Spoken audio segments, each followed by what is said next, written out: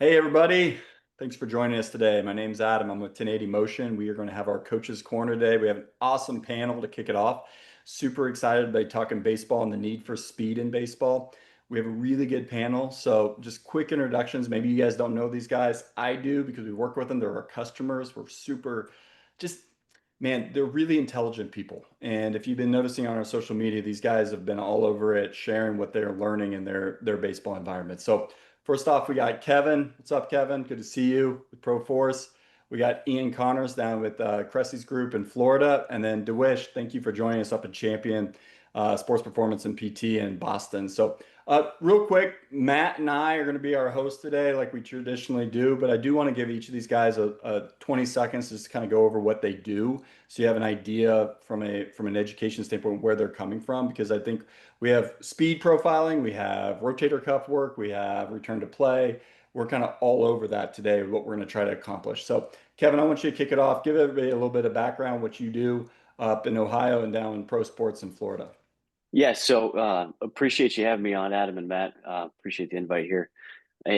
So I am the owner of ProForce Sports Performance in Cincinnati, Ohio. We work with athletes youth age all the way up to professional. And then my day-to-day now is more so down here in Tampa, Florida. Even though I oversee ProForce, I am the minor league coordinator for S&C for a professional baseball team to be named at another date. So I'll let you guys figure that out through a quick Google search. But that's what my day-to-day is. So I get to work with a lot of high quality athletes every single day, and I get to run a business back home. So it's fun. And Ian, tell us a little bit about you. Thanks for the invite, guys. I really appreciate this and the opportunity to talk with a couple other super smart, like-minded coaches. So I'm Ian Connors. I am the strength and conditioning coordinator at Cressey Sports Performance in Palm Beach Gardens, Florida. I've been here for going on 3 years. August of 2022 was my first month down here. Before that, ran a gym as the director of sports performance in Canton, Ohio, for about 6 years. My role down here is to obviously coordinate the actual training floor itself, so coordinate amongst the coaches and our intern groups, make sure everyone is where they need to be, make sure everyone's taken care of, make sure everything logistically flows as smoothly as possible. Most of my day is spent running around like a chicken with his head cut off, just trying to help as many people as possible. When I'm not doing that, I'm usually either evaluating new athletes or helping some of our coaching staff with program ideas or progressions, educating the intern groups, so on and so forth. I'm also blessed to kind of be leading the very small NFL group that we have down here at Cressey Sports Performance, Florida. One athlete for the previous 3 years, and then just got a new one this year. So 1080 was huge for those guys. They are enormous fans, as are all of our baseball players as well. Thanks, Ian. Dewish, what's up, man? Thanks for joining us. Yeah. Yeah, thanks for having me. I'm pumped to, chat with all these other coaches and chat with you guys too. It's always good to catch up with you guys as well. So I'm the director of performance at Champion PT and Performance up in Boston. So Champion was started by Mike Reinhold. So those of you in the baseball world might know his name a little bit. But I essentially, manage and handle the entire fitness side of things. Everything from sports performance to our adult fitness to all of the coaches as well. I kind of manage them and mentor and teach them. We've got a pretty young group right now. I've been there for about 9 years, but my coaching staff, under me are all pretty young right now. So I've done a lot more of the teaching and mentoring and guiding. Although I still coach my butt off on the floor, and I'm working with all our middle school kids all the way out to our pro athletes. But it definitely has been a little bit of a different role in the last I would say year or two. And then say in the last 6 months or so, I've actually gotten a lot more involved as far as even, help guiding the, progress for our physical therapists as well as they started to get more into the performance realm. So, I'm involved in all of our PT meetings and try to get these guys set up with a lot of our strength conditioning principles as well. Try to help them grow as well in that regard. So yeah, it's been a fun ride. Been a champion for a long, long time, and hopefully we'll just keep that rolling and keep evolving my role there. Awesome to have you. Hey, Matt, I want to bring you in the conversation a little bit because you obviously have joined our team this last year, but your background is in baseball. So I just want to give people a little heads up, like kind of where you're coming from when you joined the 1080 team. Fantastic. So I had myself a nice little Division II baseball career, which makes me, I guess, the the relevant 1080 baseball expert, but there's a reason I'm not playing anymore. I got into 1080 in 2020, coaching full time, mainly speed at TC Boost Sports Performance in a suburb of Chicago. Then I spent 1 year at Northwestern, doing S&C for the baseball and swim teams, so some rotation, some overhead, and then I got to know Adam and Peter over the last kind of 5 years or so. And then with my own kind of social media and brand and content, this opportunity came up to technically be the marketing manager, but also, it's a small team of 7 of us in the state. So to do a little bit of everything, plus use a little bit of my baseball background, brings us to today. Yeah, no.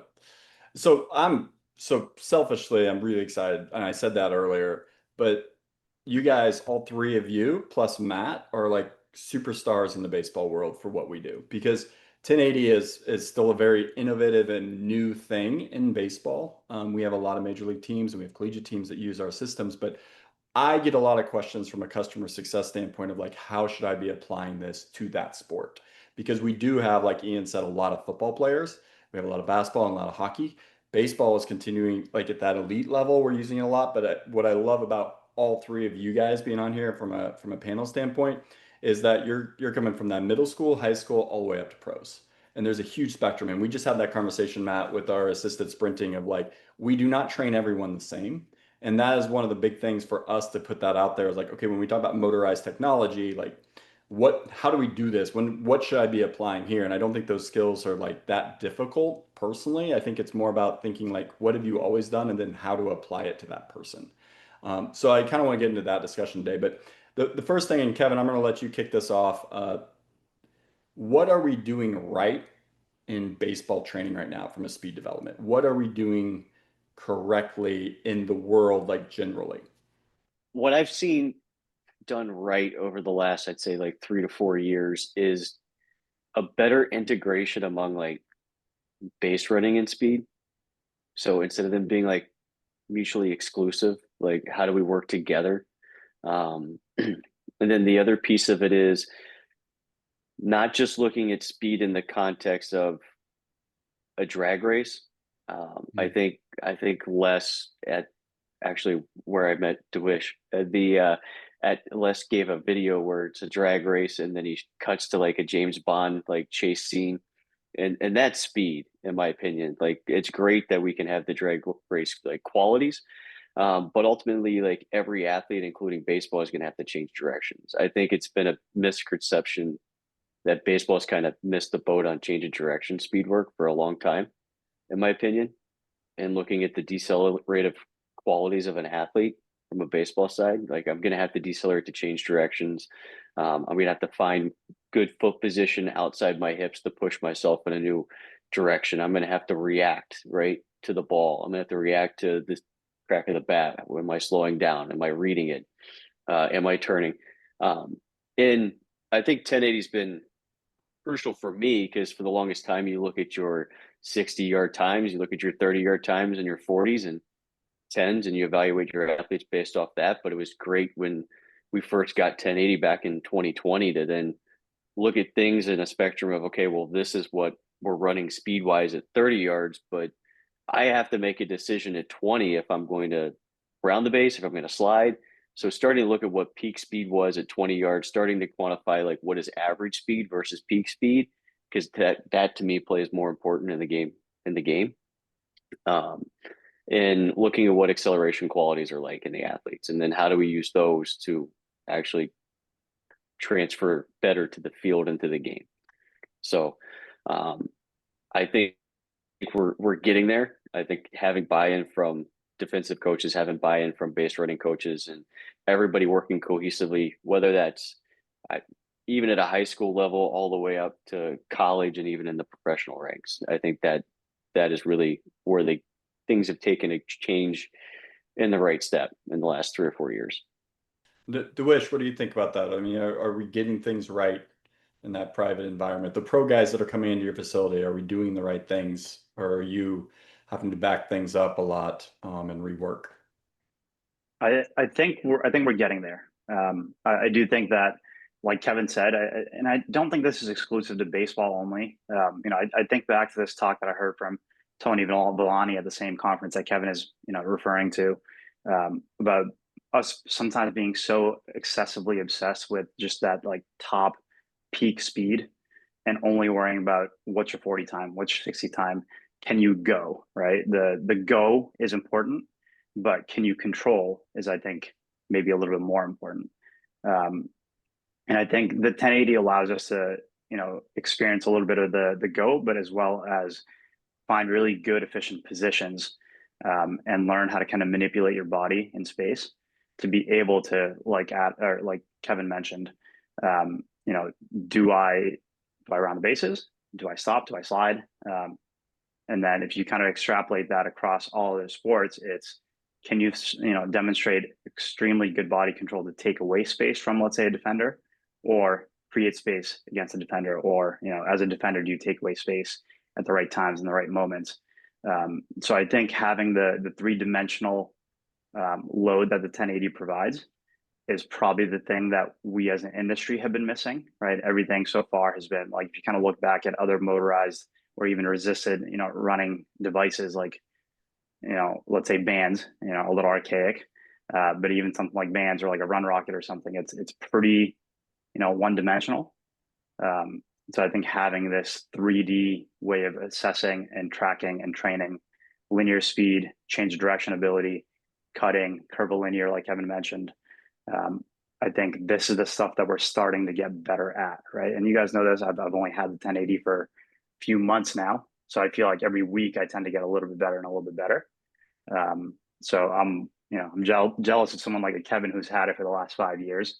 I'm excited to see where I get to with this unit in 5 years, and see if we can really push the boundaries of speed training in baseball and all the other sports that we get to work with as well. Very good. Ian, what do you think about, what are we doing right? You see a lot of different athletes come through your facility. Yeah, I think these guys just definitely nailed a lot of it. So to me, in the last couple of years, again, 3 years in this hyper specialized space that I'm in down at Cressey. But in the 3 years that I've been here, I've definitely seen us become more focused on just training the athlete in front of us, not worrying so much about the sport and treating these baseball players like they are delicate little flowers. And not only on the pitching side of things, but also on the position player side of things. I've seen the competition increase and improve over time. I've seen more of a focus on just good change of direction training and high intent change of direction training. And I've definitely just seen kind of the mindset behind training athleticism in baseball kind of change and develop over these past several years that I've been here. And I think in our little bubble, a lot of that's been driven by Eric and myself on the speed side of things. Some of our other coaches too, as well, over the past couple of years. So I think we're doing a good job of that for sure. I still think there's room to improve, as there always is, and I'm very curious. I'm very interested to kind of see and discover how over the coming months and coming years I can get smarter and smarter with how I utilize the 1080 sprint. With other tools and things that we have at our fingertips down here in South Florida, to just continue to help our athletes become better and better. Because I don't think it's ever a bad thing to make an athlete just a freakier athlete. At the end of the day, we talk about positional qualities and whether it's rotator cuff strength and what's the active and passive range of motion of a shoulder. We talk about all these nuanced things in the world of baseball. But at the end of the day, you watch the best in the big leagues do it, and these guys are incredible athletes first and foremost. And I've met a lot of athletes who've reached a very high level, just training their butts off down here and not really getting too lost in the weeds. So I'm excited to see that improve and kind of change. I was just gonna kind of reiterate what Ian said, because I think he said that super well. I tend to say this to my younger staff quite frequently, because I think in that like arc of coming up as a strength conditioning coach, everyone is early on so obsessed with just getting athletes stronger, right? You like pride yourself in being a strength coach, and then maybe you start getting some of these other disciplines within strength conditioning, and maybe you get a little bit more focus behind power development or speed development, conditioning, and all that stuff. But I think, like Ian said, like a freakier athlete just simply cannot be beat. Like, if you can just get your athletes incredibly athletic, and use all the tools that you have, and not just be so obsessed with just peak strength and peak force production and stuff like that. And you teach them just how to have incredible body control, incredible output, incredible decelerative abilities. I think that just leads to way more opportunities for the athletes to success, because then at least, you know, the rest of it is in the sport coach's hands. We've at least done our job as an S&C professional of getting them the qualities that they need to in order to succeed in their sport, and then we can just hand them off to their hitting coach or their, you know, pitching coach, or, you know, let's say wide receivers coach, football player, and just say like, all right, like go get them. Like they have the engine. Yeah, I think that's a great way to put it, where these are the qualities that athletes have, and they have to make it transfer or turn it into or show it off on the actual baseball field itself. So I think that makes a lot of sense of being able to load and train, but also kind of quantify. So I'm excited. I got one specific question for kind of each of you guys. And again, myself as the baseball expert, and Adam and I have talked about like, why isn't this bigger in baseball yet? And, you know, baseball is so data driven. You track everything, something as qualitative as the bat path, right? With a blast motion sensor. You have every rotation of the ball on TrackMan and things like that. And baseball players, like, they train hard. Like at a Division I Power 4 school last year, like those guys are savages, right? I think because that's the sport. They have an actual offseason. They know how to train hard, but like, why hasn't speed kind of gotten there yet? But so I'm excited to make some connections for people, because I think training is a lot more similar than dissimilar, kind of how we talk about how everyone's an athlete, where there's constraints like underloaded bats, overloaded bats. You have overspeed with like underweighted balls and things like that. But for speed and testing, I'll start with Kevin. We made the connection kind of with velocity-based training and velocity decrements, but I want to ask you about your force velocity profiling and your load velocity profiling first, talking about, you know, building those acceleration qualities and just the go. What are you looking for with like the force velocity? And then how do you turn that into real life kind of with the load velocity and the velocity decrement? So how do you go from testing speed to individualizing it for your guys? Yeah, so on the force velocity profiling side, like super easy, like we talked about before we started the call with 1080 now. You used to have to export lines, put them in JV spreadsheet, and pray it came out correctly. Where now it's just a quick run and it's right there in front of you. So what we do is we bucket all of our athletes based off kind of whatever the RF says. We'll look at RF, we'll look at what their different qualities are that the force velocity profile will spit out. And then from there, we'll group them in the different groupings. So we have, for us, it's group 1 acceleration based. So they're deficient in those qualities necessary. Typically you have a really low RF. And then we'll do a late acceleration group. And then we'll go a transitional group, and then we'll go a max velocity group. And then we'll bucket our athletes into that. And then that tells us what qualities are the most efficient for that athlete. It used to be when we first got the unit, it was kind of all in on training the one bucket until they tested out of it. But I've since gone away from that to where I feel like you still need stimulus of the top end velocity, even if we're in a group 1, right? I don't want to always train the same quality repetitively. I want to make sure that they're always getting either top end or max velocity. We're just editing the potion just a little bit to when they're on their acceleration day versus when they're on their top end day. And for us, a lot of that is centered around what is their kind of speed corrective work that they're doing in the weight room. Because I know, as you guys know, being in the private sector, your football players are already lifting, right? So you got to be more on the speed side. Baseball players now, especially in Cincinnati, like they're lifting at their high school. Like they don't really lift with us anymore. So how do I push speed? So for us, it's kind of the 1080 has allowed us to hone in on a training protocol that allows it to be individualized for what their speed qualities and data are, and then allows us to kind of hone in on what their correctives need to be that carry over into the weight room, so we can do really specific weight room oriented work based off their grouping on the force velocity profile. And then one quick follow-up to that, as a coach to a coach and then coach to an athlete. So how is it running all of those groups at once? You talked about before the call, like not having to do all the plates. So being able to create 4 different stimuli from one machine. And then for coach to an athlete, how have the athletes responded with getting that individualized stimulus? Now that they're in a group, are they competing even more because they know that they're easier to kind of compare to one another? So from coach to coach, how has that gone? And then from kind of coach to athlete, what has the response been? From coach, so running kids through the group, typically for us, I can get 8 to 10 athletes in a group and be pretty efficient with it. Sometimes things will get thrown off when you get a new kid in there, and it slows down the kind of flow of it a little bit, because our groups are kind of evergreen, so they're not kind of blocked.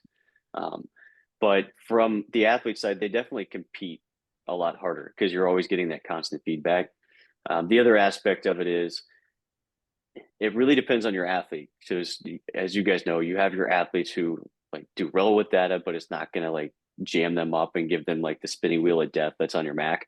But you have those athletes who can see it, visualize it, and go out and do the next run. And then you have some athletes that if I show them the data, the graph line, they're going to infer something's completely wrong with them, and they're not going to be able to run the next sprint with it. But the intensity is going to be down.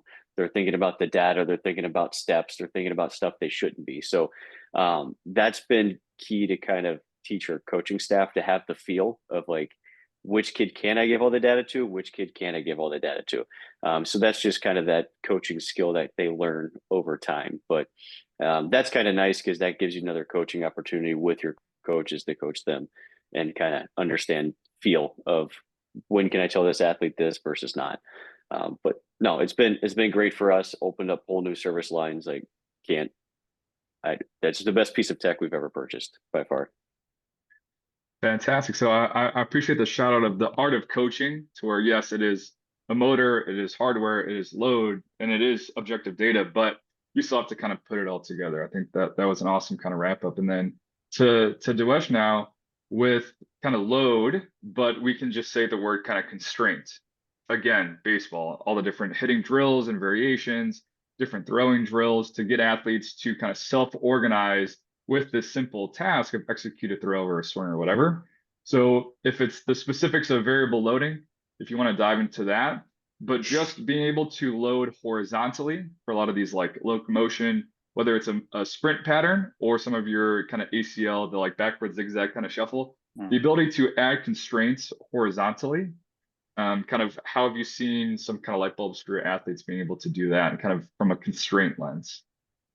Yeah, and I, that term constraint is, I think a little popular and has been for a little bit. But I think at the end of the day, it's just giving the athletes what they benefit from, whether it's because it's, a preferred movement type based on their personal biases, right? Like we all know the athlete that's a little bit more twitch bias versus, a little bit more strength bias and force dominant bias. We know the athletes that are incredibly coordinated and the athletes that are just raw movers but are not very coordinated. So I think this use of constraints is really just giving them a little bit more of what preferential direction, force outputs, and power outputs they need. So things that we've had a ton of success with is if someone is lacking the ability to project their body mass forward, let's say in acceleration, and they just can't really cover ground, let's layer on multiple levels of a drill where we don't have to do a whole lot of verbal coaching. We want them to just feel it.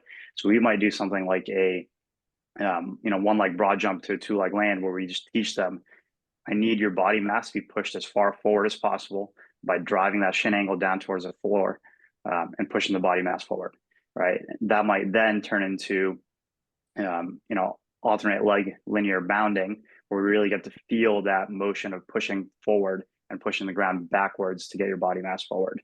And then that might then transition into, let's say you set up in your regular, 2-point sprint stance and you're working on just the first 3 steps of a projection, right? And then you kind of layer that next bit, which is that variable sprint.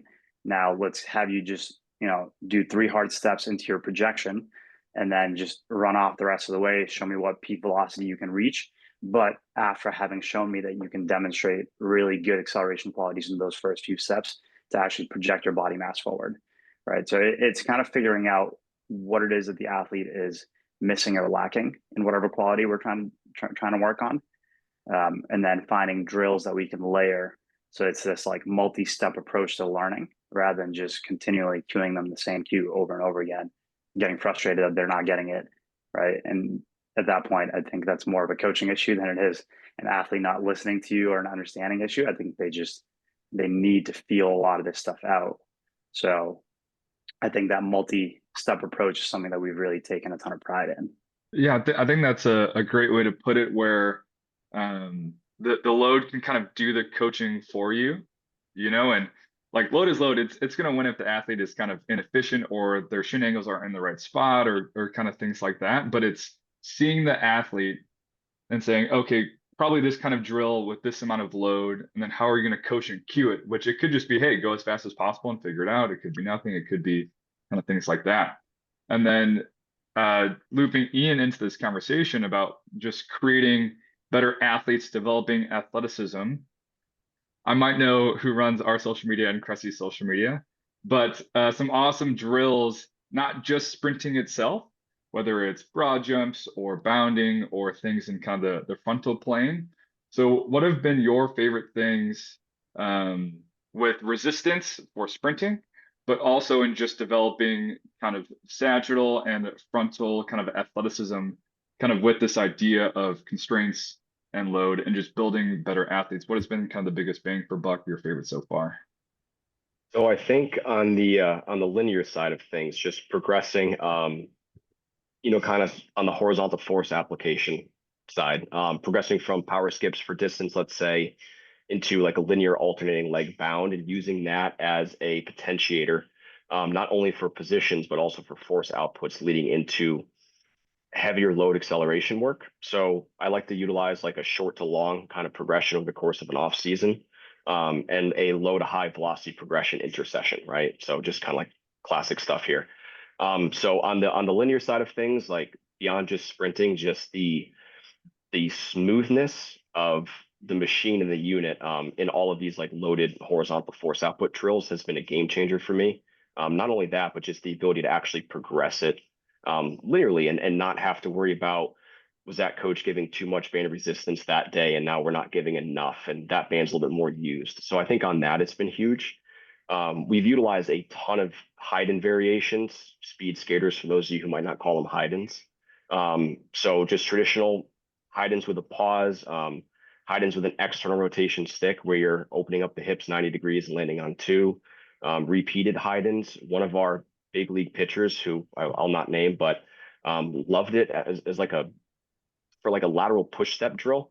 So he'd kind of sit into his back hip and just kind of feel that back hip load as if he was just starting the initiation down the slope, reset and kind of hit that for 2 or 3 sets of, I think he was around 8 to 10 reps, probably pre-bullpen. And he actually, that helped him kind of find that pressure and that feeling in that hip that he was looking for on the mound. So he loved it for that. And then beyond that, like we've used it for some rotational testing. Admittedly, not as much testing as we have for like some actual just training stuff, but it's been huge in that regard too, just because of the kind of the lack of limitations of the range of motion of the machine. Having the cord length that you have, like some other pieces of tech out there that maybe you could do some different stuff or some similar stuff on, they might have a cord length to 8 feet. And that can severely limit us when we're working with a 6'10" pitcher, of which, believe it or not, we have 2 down at Cressey who are 6'10", oddly enough, both lefties.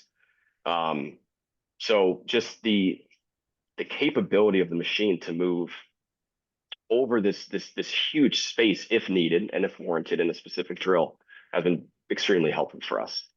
Quick follow-up on that. I also appreciate the art of coaching of like, what are you trying to get at, or what is the athlete connecting with? And then specifically for my own interest, do you remember the loads-ish of the potentiation? Because we always talk about training, but like to use load for the sports skill itself, I think is a cool light bulb. I want to say he was around 8 to 12 kilograms in that. That's a nice load. He wasn't too heavy. Like I think I had set up one at maybe 14 one day, and that was a little bit too much for him. So I want to say we probably knocked it down, probably more like 8 to 10 kilograms. And it wasn't explosive at all. It was a very slow, controlled, methodical movement. Again, just trying to find and access that hip pressure that he was looking for. Very cool. So we'll kick it back to the top with Kevin, and we talked about kind of like linear stuff, but to bring up again we're developing qualities, but they have to transfer and show it off on the field. So we can develop speed, but speed is usually or mostly shown, at least in its rawest form, during base running. So what are some of the things, Kevin, you're doing with your curvilinear running, messing around the different constraints of assisted to resisted or the other way around, or basically how to use the 1080 to develop curvilinear speed and base running specifically? Yeah, so we're in a nice situation where we have probably like a 30-yard field that we have access to.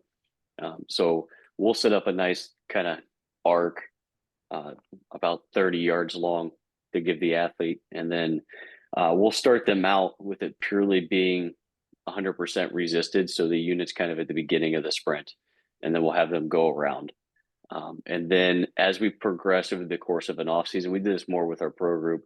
We'll shift it more towards the middle. So at the beginning of the arc, they're getting the resistance, and then at the beginning of the arc, they're kind of getting a little more assisted pull into it, and then kind of a slingshot effect, and then they get a little bit of resistance afterwards, which is nice. And then towards the end of the off season, it's just a straight assisted pull.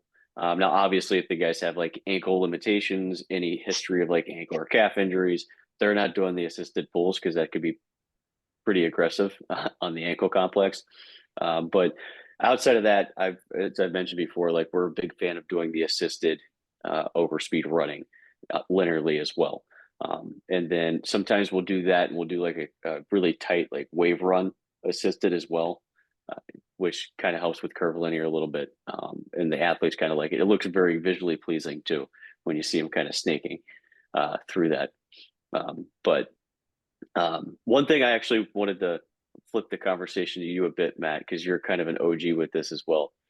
I know for me, when I first got the unit, the biggest thing for me is, I'm sure you've noticed this as well. Like you'll see an athlete run and you'd be like, God, that looked like shit.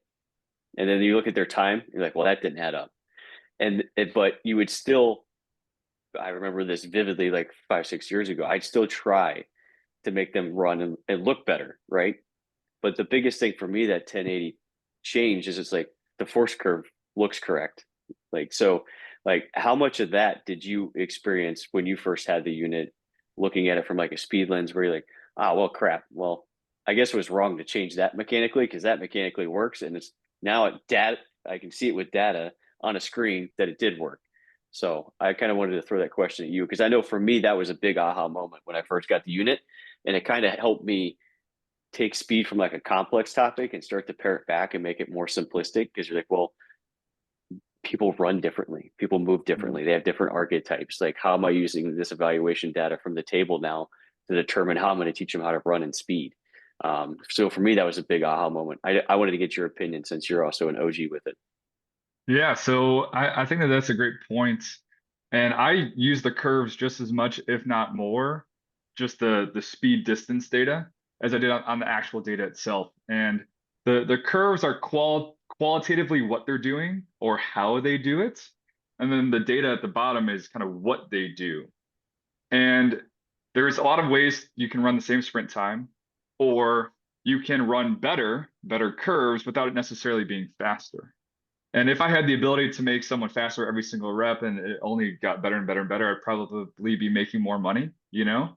But if we talk about building athletes and the skill of speed, and if someone has never sprinted against load, like it's very smooth, it's very heavy, right? Like there's definitely a little bit of a learning curve just as an athlete, right?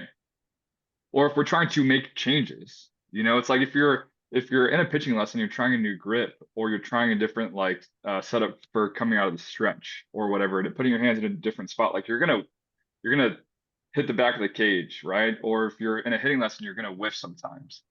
So why is speed this different thing where we expect only just linear improvements every single time? So I would use the curves to support what I'm coaching, what I'm cueing to say, no, you ran better. You have to get a little bit slower before you get faster because this is a skill, right? Or sometimes I wouldn't even be looking at the outputs like bounding, that's more of a drill. I don't really care what speeds they do.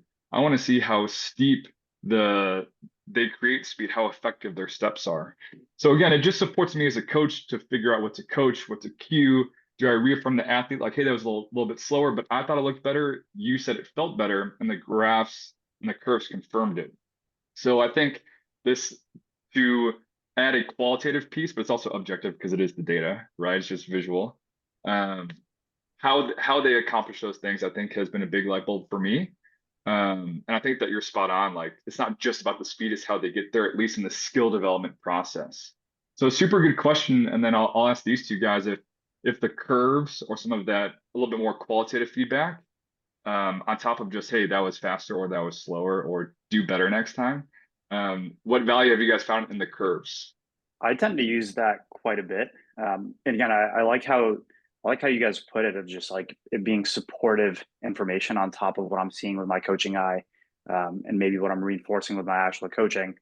But just that idea of, and I say this probably more to my younger, I don't want to say younger, but like my high school group, of you can't always trust your feel, especially as you're learning, right? And you kind of alluded to this a little bit, Matt, is like sometimes your reps are going to feel like but it might look better and the outputs might be better and the quality of it might just be better on that force curve as well. So just reminding them that in that process of learning, that and don't trust your feels always, at least until you've had a bunch of repetitions with this new thing that we're trying to work on. So I tend to use the data to kind of refer back to that a little bit more, saying, look, this is exactly what's desired in this movement, or in this thing that we're trying to teach you. You're nailing it. It doesn't feel good right now because you're new to it. So don't worry about it feeling good versus bad. You don't know what good or bad is yet, right? Just be right in the middle. Your feels are neutral right now. You're not allowed to tell me that, it feels good or it feels bad. It's brand new. You don't know feel yet, right? And I tend to use like my reference of golf quite a bit because I golf a good bit, and I also work with a good amount of golfers. Is like sometimes when you have all these different drills, like people are trying to work on these feels, but like, well, you don't know the feel yet. So like you can't really abandon ship on this drill that you're doing right now because it doesn't feel good. Like that doesn't make any sense. And I think speed development and the drill that we use for speed development are pretty similar in that regard too. So I think that combination of the coaching eye and the supportive graph data and the numerical data has been definitely big for just getting buy-in from the athlete, or just getting them to trust the process a little bit more. So on the curve side of things, haven't used it quite as much as I would have liked to, especially this previous off season. I think we got the unit December, so we were kind of like right in the middle of everything. On the speed side of things, I've actually probably used the curves a little bit more on some of the rotational testing, just in terms of like time to peak force, looking at those variables and other similar variables, non-dominant and dominant sides in both hitters and pitchers. I will say that we have used a lot of the graphs and just all those more advanced features in kind of rehabilitation settings, especially with some of our big leaguers. So we are blessed down here, as Diwesh, you are as well, to have PTs in-house. So it's not our job to take the lead on that. However, we are in this unique position where we can help provide actionable data points to our physical therapists in this return to play setting. So we had one big leaguer who was coming back from just low-grade Achilles tendinopathy, nothing catastrophic, nothing too serious. We did use the curves and the graph shapes, and again, all the advanced features on the laptop available to us, to kind of look at this athlete over the course of, I believe we had him for about 8 weeks towards the tail end of the off season, and just see how that Achilles was handling force, how rapidly it was able to produce force, what those ground contacts look like, so on and so forth. We also had another big leaguer position player who was coming back from a pretty serious ankle sprain late season, and was unlucky enough to be placed in a boot for, I think it was 4 to 6 weeks, who our physical therapy group was working their butts off, getting him back to functionable from a just range of motion and tissue capacity and tolerance side. And we were able to use the unit, again, kind of all these advanced features to give them direct feedback on how he was handling and responding to the loads and the volumes of training that, we were throwing at him, but also the volume of work and everything else in therapy. So to date, we've used a little bit more of that kind of in those specific settings. Hopefully moving forward, we can maybe find a way to create kind of more of a group training environment down here. For those of you who don't know, we're a semi-private business model, and that allows us to do a lot of amazing things in terms of athlete individualization, from a programming standpoint. The only drawback, in my opinion, the only one I can think of. Is it makes it sometimes difficult to kind of get the group competition side of training involved. So that's something Eric and I have talked about for a couple of off seasons, and we've toyed around with it. So if and when we are able to really make that work, I am excited because we're definitely going to deep dive into all of that. So I'll take what you kind of alluded to and run with it. As an OG, I like the old slogan of training is testing. If you're familiar with that one, Kevin. But as there's an objective PT component of where both of you guys work, and I would assume in a professional organization, not to be named, that there is a lot of collaboration with the sports medicine staff, right? So with the whole training is testing, it's like the same device that you can do your isokinetic shoulder rotation, your sprint profiling and FTP, the same device that you're testing, you're also going to be doing your kind of rehab on. So not to completely pivot to like RTP, but what have you guys found in the ability to use data kind of as that common language, or to help kind of bridge that gap, or to phrase it like this, like 1080 is kind of the glue that can help open up that conversation between kind of performance and PT. Just going back to what you just said, like good training is testing and vice versa. I know for us with the 1080, for some of our professional athletes on return to play protocols, it just allows to have better communication because we've already got a data set in-house on what they used to do. So instead of guessing at when they're ready to actually go full go or go towards your sport, we can have this nice progressive buildup to hit these metrics. And one of the great things from a lower body return to play standpoint, utilizing the 1080, is I have those metrics already from training. So I can try to get the same force output that he reaches when he sprints at a high level, and maybe a resisted march, right? Or a resisted skip, or maybe just a resisted walking or jogging. So we can progress in from an intensity standpoint with different types of movements as we're trying to get to something that's at a high rate of force development, if that makes sense. So having those numbers up front allows to build out this detailed return to play progression instead of just automatically like, well, here's what day one needs to be, here's what day two needs to be. Let's just work backwards and let his body tell us when he needs to move to the next step. You brought up, we're talking a lot about speed, but are you guys doing any jumps, like forward single leg jumps, laterally, doing rotational jumps? Like, is that something that you've integrated into your programming? Yeah, we've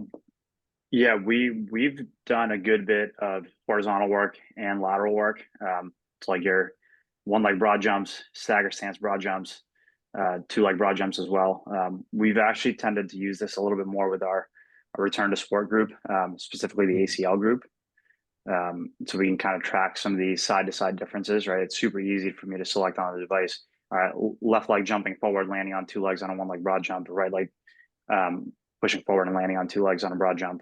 Track the force outputs there, track the power outputs there. And then same thing with a lateral bound, or hiding as the CSP guys call it. But yeah, we've done a good bit of that to be able to see the side to side asymmetry.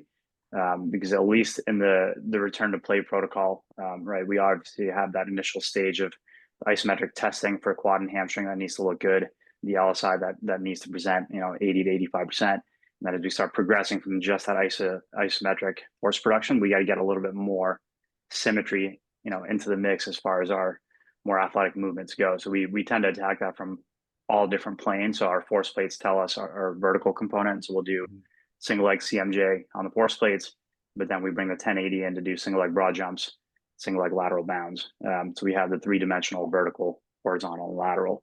So that has been pretty powerful in the way of testing. But honestly, going back to the point that Matt and Kevin, you guys just made of training is testing. Well, if I'm programming in a resisted lateral bound, I'm programming that for 4 weeks. I have that as a training stimulus, but I also get to track that progress of 3 sets of 5 on each side every single week, right? So it's easy work. I'm not having to do this extra testing. I can just go back into their profile and perform writing their next phase of programming to progress. I can see whether or not they're making progress in the way that I want them to. So we've gotten to play around with that quite a bit, and it's been pretty powerful. We've actually revamped our ACL rehab templates with the 1080 included in the last 3 or 4 months, and that's been really cool. Continuing some of Dewesh's points there. I've loved the reps mode for this kind of stuff. Mhm. So for us, we have the Proteus down here as well. And a lot of the times especially after a couple of years of utilizing it, I'm quite familiar with what type of load I'm going to need for a particular movement for a particular athlete, whether it's age, experience, so on and so forth. So on the lateral stuff, the hide-ins, lateral bounds, the single leg broad jumps, the standing triple jumps, the triple or quadruple broad jumps, I typically have a pretty good starting point in terms of load in my head. And what I like to do personally is just write in the notes, like, I want you to record the highest force or the highest power output each and every set. And just over time, I might keep that load at 8 kilograms. But what I'm looking for as a coach is, did you increase from week 2 to week 3 from 350 watts to 362 watts? What's that rate of change look like? And I can also look at, I can manipulate the loads and look at maybe a different variable. Maybe I'm not looking at power output. Maybe I'm looking at peak velocity or average velocity on that. So some of those different modes in the unit when it comes to training and utilizing these jumps, either in the horizontal vector or the lateral vector, have been really awesome. And this is just another kind of thing where athletes naturally compete. And we, funnily enough, will have athletes watch someone else do something. They come over with just curiosity, leaving every orifice of their body. And next thing you know, I got 5 or 6 kids on the 1080 all competing on jumps, even though they don't have it on their program. So some of this competition and the fun side of training, especially with like the high school group, high school and middle schoolers are so funny when it comes to that. And it's awesome. But that kind of will naturally manifest itself because you're not doing a broad jump against a 1-inch band anymore. It's not so boring. There's something to see. There's something to look at. So definitely utilize that a lot down here. Fantastic. So last kind of big question, and then we'll leave some space for some questions from the audience. So I want to ask Diwesh specifically about some of the shoulder stuff, the eccentric overload, the isokinetic, because obviously the shoulder is very important in baseball. And then I'll parlay that into, I'll give Kevin and Ian some time to think about it. If you had one athlete a bunch of time, no one to share the machine with, what would you want to kind of mess around, experiment? Like, what do you think is an untapped piece of the 1080? So we'll have Diwesh speak on some actual kind of specifics, and then some theoretical, like, man, I really want to dive down this rabbit hole, or there's a lot of potential for the 1080 with this in baseball. Yeah. So with any topics like this, I like to start with the goal in mind. Right. When it comes to the shoulder, what is the primary job of the shoulder in the context of throwing a baseball? And I'm assuming we're talking about throwing, right, not hitting. But what is their shoulder responsible for? And most of it is decelerating the arm when it comes down to it, right? The layback that your shoulder gets into is passive, gravity assisted by the baseball. The internal rotation, the horizontal adduction that's happening, and the lengthening of the arm in general, kind of ab ball release, that's mostly decelerative qualities of the shoulder. So I've kind of started to prioritize a lot more of, let's say I'm hitting, resisted ER with an eccentric overload into IR. So I'm getting that lengthening of the external rotators. So that's my decelerative qualities. Same thing if I'm doing it up here at 90 degrees. So I might have minimal load up here getting into external rotation at 90, but it's cranking me forward and I'm controlling IR the best that I can with a little bit more overload, because that's what I'm prioritizing. At least that's what I'm, saying is the primary job of the shoulder in that position. So those are my 2 big principles that I kind of go off of. And then the actual drills that I choose are just trying to mimic what positions are the shoulder the most compromised in. And for the most part, it's kind of that ball release endpoint. Can you decelerate the arm that's moving at thousands of RPMs? It's actually a really high number. It's 8 times your body weight. For those of you that don't know, that's how much decelerative force is required to slow down the shoulder. If you're an elite pitcher throwing a baseball 90 plus miles an hour. So can we develop the robust ability of the rotator cuff and the surrounding muscles to be able to decelerate 8 times body weight, right? So that's kind of what we're testing. And then from like a general perspective, obviously having good cuff strength as a whole is important. And for those, we have some good movements that we truly believe are important. So your external rotation strength, abduction strength, scaption strength, that's important. So we tend to just crank those at high force outputs by setting it on the isokinetic setting on the 1080. We'll go super slow. So we're intentionally going slow, but high force, right? And you can very quickly kind of mess around with how slow is the best slow, and figure out at which point you're getting the highest force outputs. Because if you're, let's say, and I've kind of messed around with this a little bit, but like if you're at 0.15 meters per second on a external rotation drill, it's actually way too slow and you can't really get super high force outputs. But if I crank it into like that 0.3 meters per second range, I'm actually going to get really high force outputs on a simple, tall kneeling shoulder external rotation drill. So we'll just kind of do that for all the other positions of the shoulder, and kind of go back and forth between when are we chasing high force outputs for general cuff strength, and then when are we chasing the decelerated properties of the arm and use the eccentric overload function to test the arm in positions where it's going to be compromised. Such an awesome answer with the context or the umbrella or the coaching part of it, right? What does the shoulder do, and how does the 1080 help me support building that quality up to 200% eccentric overload, being able to dial it in, each phase kind of exactly how you want. So that was awesome. And then if the world was your oyster, what would you guys dive into next? What is your mind going the more you mess around with this 1080?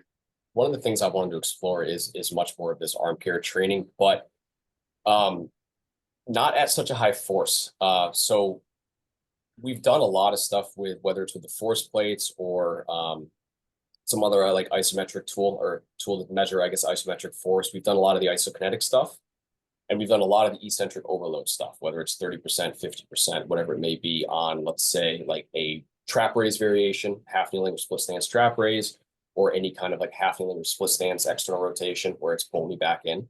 One thing that I've wanted to kind of play around with is what some of the higher velocity drills similar to that might look like. What's kind of kept me from doing that is to be blunt, just the safety profile of it. And, I don't want to I'll throw my own shoulder at anything. I don't want to take someone who throws for a living and expose them to something like that. And I'm trying to remember loads here because I have messed around with this a little bit. But if I do let's say a concentric trap raise at 4 kilograms and I have it pulling me back at 7, and I set that velocity pulling me back into, let's say, 2.5, 3 meters per second. And how does my body manifest and regulate the control at that higher velocity? Because we do a lot of stuff here that's very slow, very heavy, very high force. We do a lot of stuff that's very low force, but very high velocity, right? Whether it's plyo ball variations, whether it's decel catches with a 2-pound plyo ball, a 3-pound, or even like a 4-pounder. There's one athlete in this gym in the 3 years I've been here who I've seen do a decel catch with anything above a 4-pounder. And that individual uses a 10-pounder.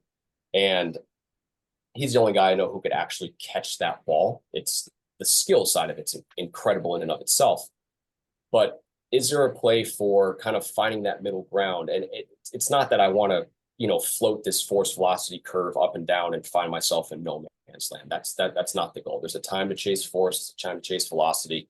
Not everything has to be hyper specific to the adaptations that I'm looking to achieve in a thrower. However, that's one of the things I kind of want to pursue a little bit more just with myself first. Because I can tell you it's a very different feeling having the machine pull you in at 3 or 4 meters per second and resisting that under control than it is loading 15 kilograms up on an eccentric and just fighting it slow and steady. Similar, but very different. Makes sense to me. I'll volunteer my shoulder when I see you in November when we have a speed clinic out there. So yeah, one more shoulder to mess with. I'll keep playing around too to make sure that I'm the first one up if anything's a little bit sketchy. Fantastic. Kevin, take us home.